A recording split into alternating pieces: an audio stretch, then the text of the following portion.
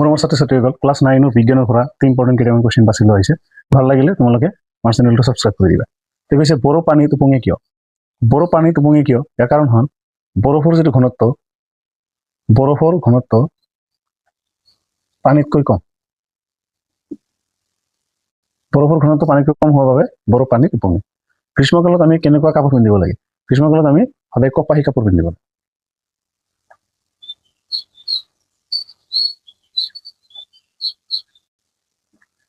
কপাহী কাপোৰ পিন্ধিব লাগে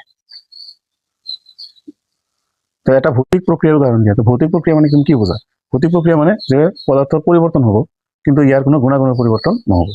তো ধৰি লোৱা হ'ল গছ কটা নাইবা তুমি ক'ব পাৰা মোমবাতিৰ গলন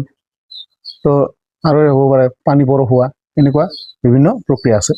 তো ভিডিঅ'টো ভাল লাগিলে আমাৰ চেনেলটো ছাবস্ক্ৰাইব কৰি দিবা